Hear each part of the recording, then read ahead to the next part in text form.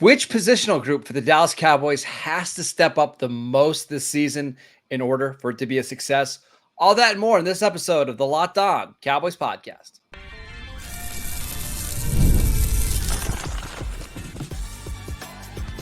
You are Locked On Cowboys, your daily Dallas Cowboys podcast. Part of the Locked On Podcast Network, your team every day. Welcome back to the Locked On Cowboys podcast, part of the Locked On Podcast Network, your team every day. We'd like to thank you for making us your first listen of the day. Today's episode is brought to you by Gametime. Download the Gametime app, create an account, and use promo code LOCKEDONNFL for $20 off your first purchase. Terms apply. I am your host, Marcus Mosher. You can follow me on Twitter at Marcus_Mosher. Joining me today, I was going to say as always, but he's been out the last couple of days. But it's, of course, Landon McCool. Follow him on Twitter at McCoolBCB.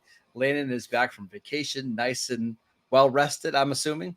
Yeah, as much as he can be. I was down in Mexico spreading the good word about Cowboys football. Lots of Cowboys fans down there. I did see a lot of Dallas Cowboys stars, which was interesting to see. So yeah, is it because of that little trip that Tony Romo and Jason Witten took back in 2007? Is that why? Yeah, there's a plaque down there in Cabo for them. So I wouldn't touch the plaque. I didn't get pictures though, unfortunately. I was gonna say good times, but not really. I remember how big of a story that was. All right, let's get to your Twitter questions. We've got some really good ones today. This first question comes from Mike. He wants to know which positional group needs to step up the most this season in order for this year to be considered a success. It's a good question. I'm going to say the offensive line, because I do think that, the kind of the piece that ties all these together has always been the offensive line.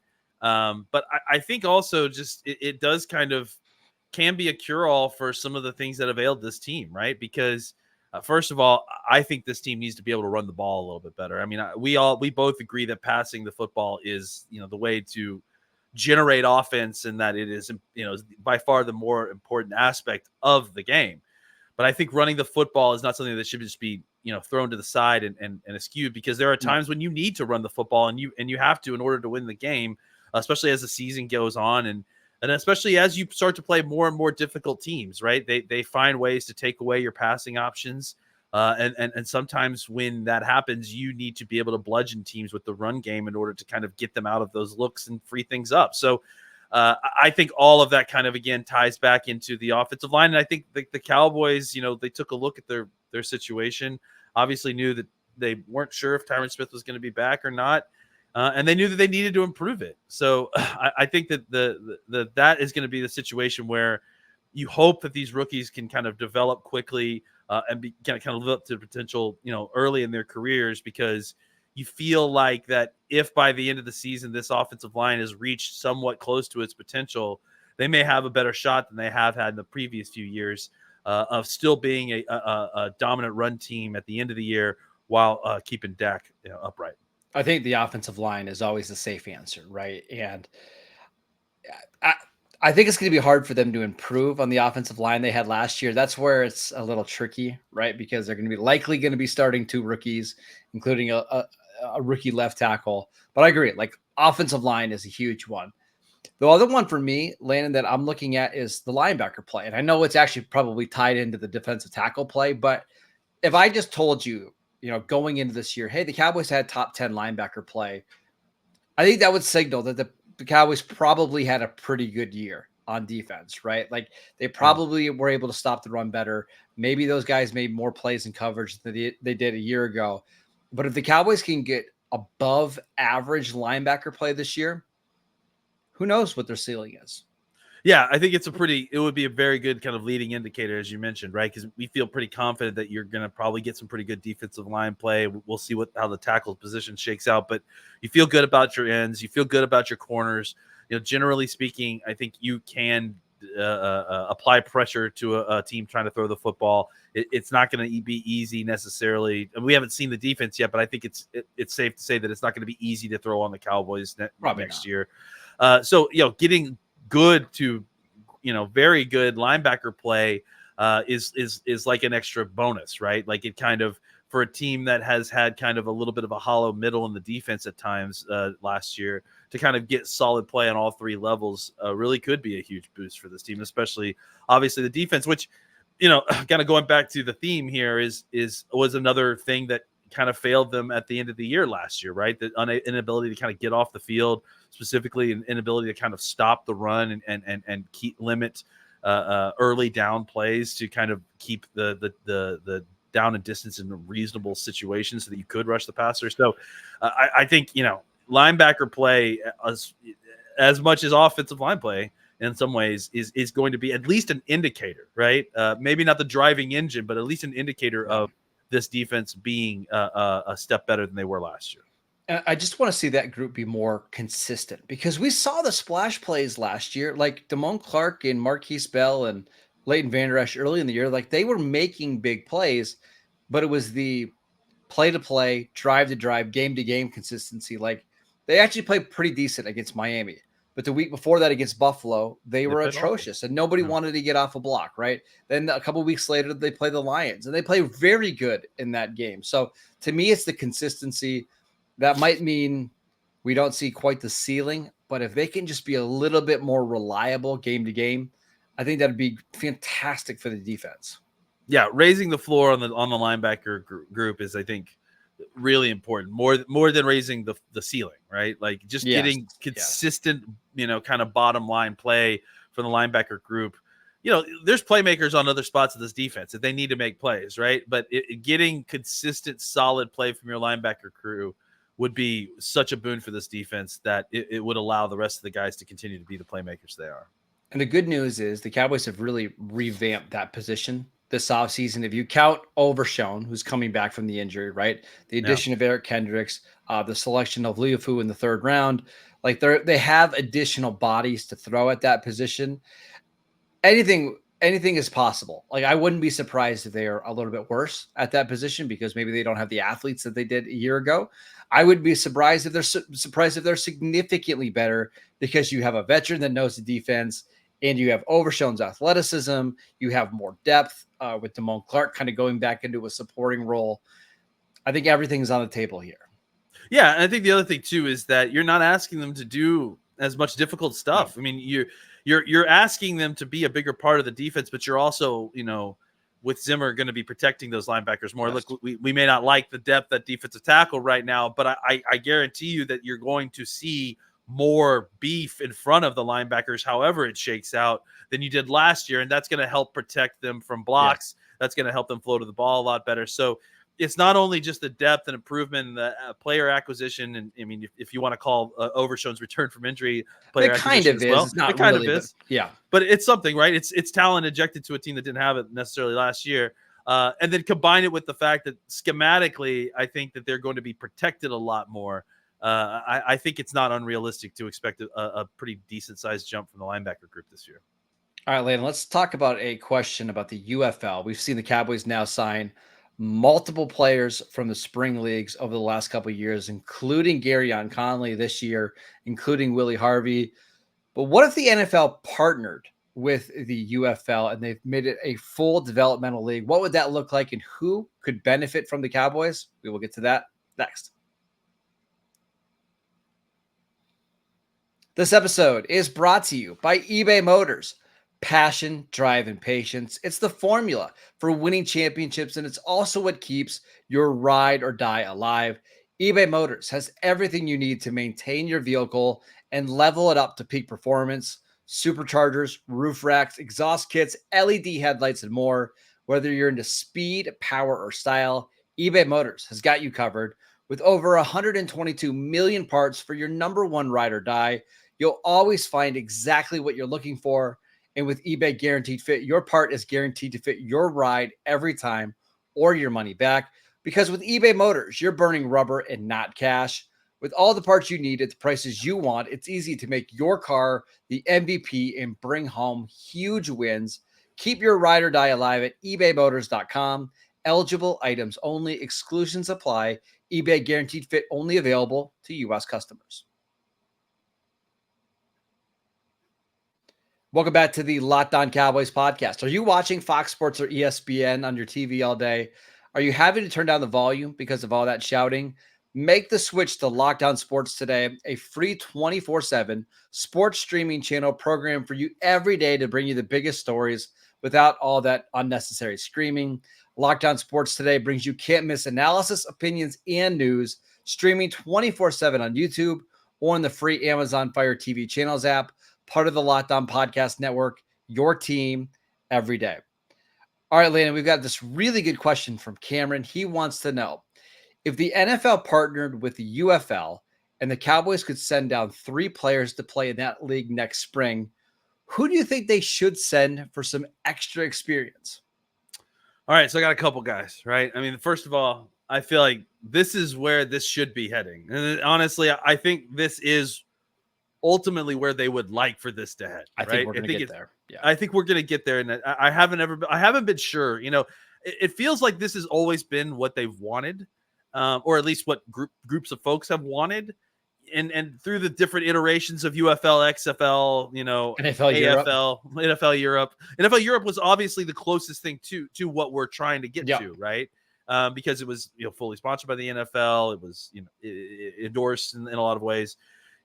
What's happening here is that the UFL is trying to become it's its own entity. It's it's not part of the NFL, but it's trying to get itself to a place where potentially either bought by the NFL or some sort of partnership, which would obviously greatly benefit the ability for UFL to get players, quality talent, right? Yep. So if you look at the Cowboys roster, right, there are guys that you feel like you could send down to a league like that to kind of get some extra reps that.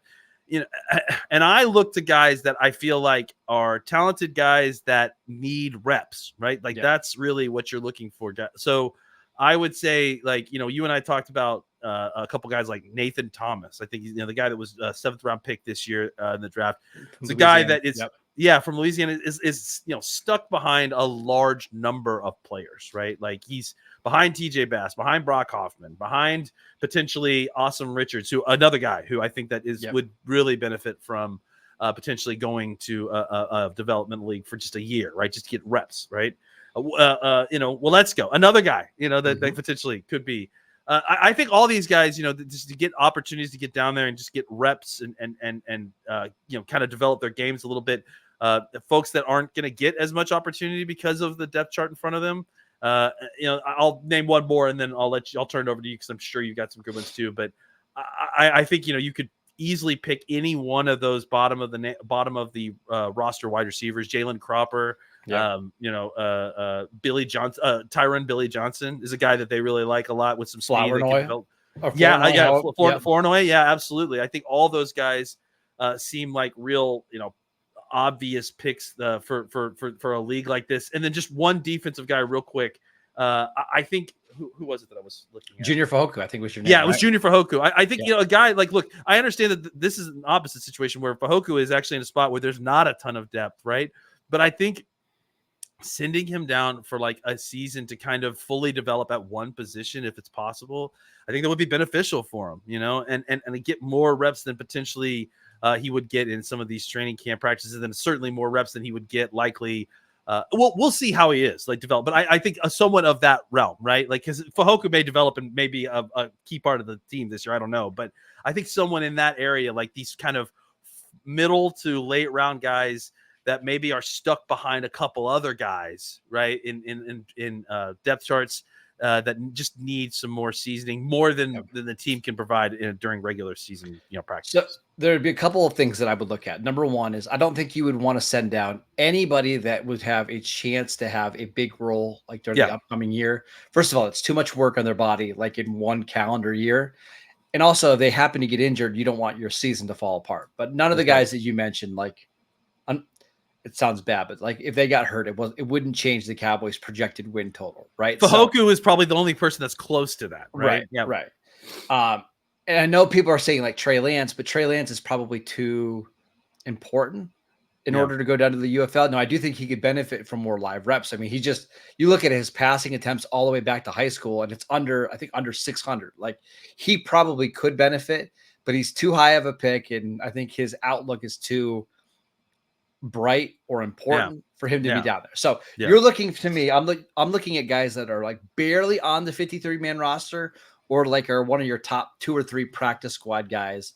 Yep. And those are the ones that I want to develop. The other thing is, Landon, I would want to send down players at spots that are hard to replicate during OTAs and mini camps, like the live reps. And I think offense and defensive line are one of them, right? Like you can only get so much better by doing shorts and t-shirt drills, right? Like sometimes you just need you need to put on the pads and you need to go hit, right? And that's where I think the UFL could be really help out. So that's why I'm looking at Matt Waletzko, who you mentioned, Earl Bostic, who the offensive tackle who the Cowboys gave a massive contract to as an undrafted free agent.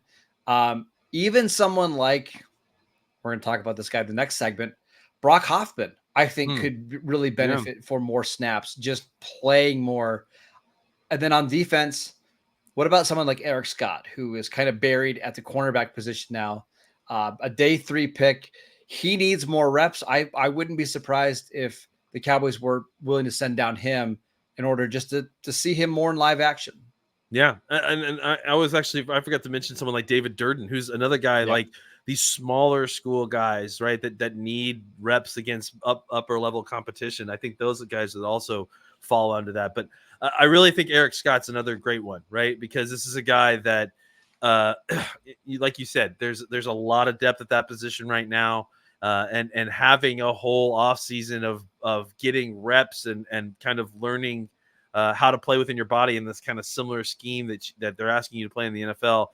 I think that would really benefit a guy like Scott, who has all the kind of athleticism in the world, but really just needs a ton of, reps that he may not be able to get in the spring, in shorts and, and shells at best, Now, I will say another position that I wouldn't want to send a player down would be running back, right? Because you just don't want any more of your running backs to have any more wear and tear on their body. So as much as like Deuce Vaughn could probably benefit from playing in the UFL, I don't know if Deuce Vaughn could do anything in the UFL that would get me excited enough for him to have a bigger role in the offense moving forward. So I feel like the running back rooms for the UFL, like even in that case, would likely still be filled by guys that were just on the street. Right? Probably They're just looking to get back into the showcase. league. Yeah, absolutely. Yeah. So, and the only other thing I would see is like some specialists. Maybe if you want to just keep your young rookie kicker into a rhythm, or maybe you have a long snapper that just could use some more work. But other than that, I think we've nailed all the guys for the Cowboys that would be realistic options in a developmental league. Yeah, I mean, we didn't mention Josh Ball, but that's just because he may get cut anyways. But so I wonder, it's like kind of at the end of the line there. Is it even worth trying to develop him anymore? Yeah, that's the thing, right? At a certain point, it's like, you send your young guys that you still have hope for that, I think Ball at this point is like either he's going to get it with the pros or, I don't know that UFL is going to push him over the hump that he's needing to get over. All right, Lynn, let's talk more about the offensive line, because I think a lot of people are assuming that Zach Martin is going to retire after the 2024 season. Who should be the right guard in 2025? We will get to that next.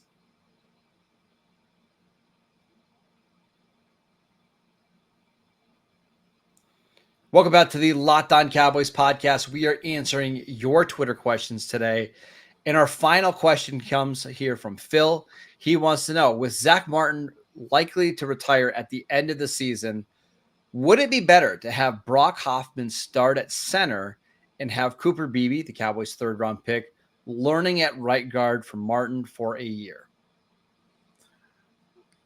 I don't think it would be. I mean, to me, I want Cooper Beebe at center, and then my future right guard is Tyler Bass, like who I prefer. TJ Bass. Sorry, TJ Bass. I mean, maybe it is Tyler. I don't know. Maybe Tyler Bass could do it. Who knows? Let's see if we can put some weight on. No, TJ Bass, I think is the guy that I want at right guard starting. I think he's the one that's got the most upside still. He seems to be the one that is of that ilk a little bit. I like Brock Hoffman, and I think clearly he's been better than I expected, and certainly shown better than what I thought we saw a little bit in training camp. But to me, Hoffman is likely center only.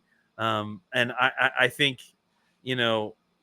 trying to like push Cooper Beebe out to guard. I mean, I understand that, and he I understand guard. the thought process. I understand the thought process. If he played guard, it'd be like not switching him inside, and I understand all that. But I just think there's so much more upside with having a bigger body in at center than kind of just trying to continually put lesser talent there, I guess is the best way to say it. I mean, I liked Biotish a lot, but even when he made the Pro Bowl, I didn't feel like he was a top 10 center, like at all. So I tend to think that, BB is going to be a guy that could potentially be a plus player at the position. And then if you add in TJ Bass, who I think is a smart, heady player, and TJ Bass may not be Zach Martin, but no. I do think that TJ Bass could be a quality starting right guard. So I tend to think that that's where I would go and let, Hoffman kind of be your backup center guy. And that's good. I mean, he's the new Joe Looney. Yeah, that's a heck of a man. If he could, he almost is, just with the way he's got the podcast going. He's got like a little entertainment side job. So I'm actually saying that in a positive thing. Like Joe Looney was a valuable piece who stuck around the NFL for a long time, despite being either a late round pick or an undrafted pick. Like if Brock Hoffman can carve out that career, that's excellent. It really is. Yeah, absolutely. And I'm not suggesting he can't be a starter somewhere. I mean, I think he certainly could develop into that, but I'm just saying that I think I like the potential upside of having BB and Bass as your center right guard much more than throwing Hoffman into that equation. I agree. And if I look at those three players, BB's the most talented, and I want to get him on the field the quickest, probably, because I just think the upside's the most. So you start him at center, and then it comes down to let's say year 2 or 2025. Who do you believe is more talented between Hoffman and Bass? I think it's Bass. Bass is obviously a better fit at right guard than what Hoffman is. I think this is pretty clear cut. Now, maybe you draft somebody next year. Maybe you sign somebody to compete for the right guard spot. But I just want Cooper Beebe on the field as much as possible this year. Kind of get through the growing pains this year. So in 2025, when Martin does retire, or even if he doesn't retire, your offensive line can still be in really, really good shape. And I'll put it this way too. I think that Cooper Beebe could be a very, very good guard, but I think he has a chance to be special at center. I think that's the thing for me, is that I really do think that if he can figure out how to play with his size and his intelligence, like he could be a difference maker at center. Whereas I think he could be a plus player at guard. But I think, ultimately, I think the arm strength or the arm length is going to be less important at center than it would be at guard. Yeah. Yeah. And I just think his game fits what you want in the pivot. So I just think it makes much more sense to go on a BB Bass route. Now, maybe things will change when we get to training camp. The Cowboys actually announced their training camp schedule today. We're about a month away from the Cowboys reporting, which I don't know where summer went. Oh my gosh, what happened? Maybe this will just change in camp, and we'll get to camp, and it's so clear and obvious that Brock Hoffman is the best center on this team. And the Cowboys will have no choice but to start Brock Hoffman. Like that is a positive outcome if we get to camp and Hoffman is just so much better than anybody anticipated. And it seems like a lot of the people that have been watching Hoffman train this offseason, including Duke Manyweather, believe he's ready to take a big step. I hope that happens. I hope that we're having conversations all training camp about who should be the starting center. But if I had to wager today who your starting week 1 center is, it's probably Cooper Beebe. Probably. Yeah, I think so too. Champagne problems, though, if Brock Hoffman's so good that you have to think about starting him at center, that would be incredible. So that'd be fun. Let's just hope Zach Martin doesn't retire. We don't have to worry about this, right? Like that. Nice. Exactly. Zach Martin plays another 20 years. This doesn't become a problem. It'd be amazing. All right. That is it for today's show. We want to thank you for making Locked On Cowboys your first listen of the day. Every day, check out the channel on YouTube. We post videos almost every day over there. Go download the podcast wherever you get your podcasts. You can follow Landon on Twitter at McCoolBCB. I'm at Marcus_Mosier. We're going to be off Thursday and Friday, but we'll be right back here on Monday breaking down all of the latest Dallas Cowboys news.